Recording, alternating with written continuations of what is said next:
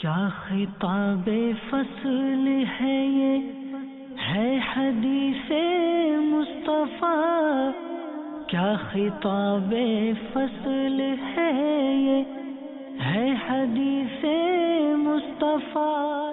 الحمدللہ رب العالمین والصلاة والسلام علی سید المرسلین، اما بعد فاعوذ باللہ من الشیطان الرجیم، بسم اللہ الرحمن الرحیم۔ الصلاة والسلام علیک یا رسول اللہ وعلی آلک واصحابک یا حبیب اللہ، الصلاة والسلام علیک یا نبی اللہ وعلی آلک واصحابک یا نور اللہ۔ میٹھے میٹھے اسلامی بھائیوں اور مدنی چینل کے ناظرین، آئیے حدیث مبارکہ سنتے ہیں۔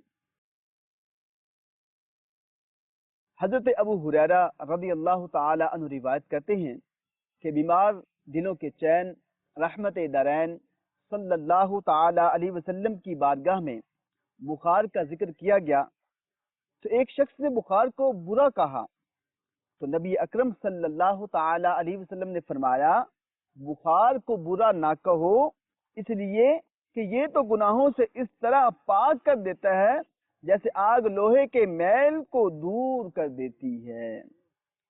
میرے میٹھے میٹھے اور پیارے پیارے اسلامی بھائیوں، اس حدیث مبارکہ سے معلوم ہوا کہ رب کائنات عز و جل کی بھیجی ہوئی بیماریوں کو برا کہنا مناسب نہیں۔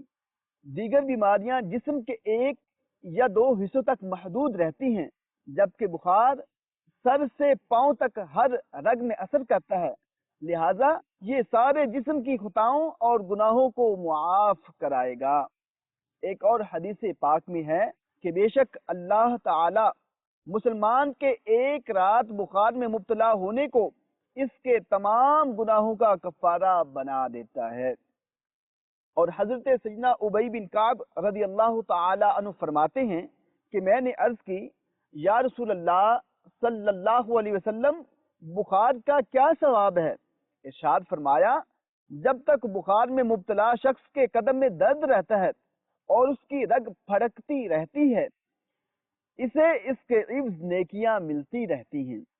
تو حضرت سیدنا ابی بن کعب رضی اللہ تعالی عنہ نے دعا کی، اے اللہ عز و جل، میں تجھ سے ایسے بخار کا سوال کرتا ہوں جو مجھے تیری راہ میں جہاد کرنے، تیرے گھر اور تیرے نبی صلی اللہ علیہ وسلم کی مسجد شریف کی طرف جانے سے نہ روکے۔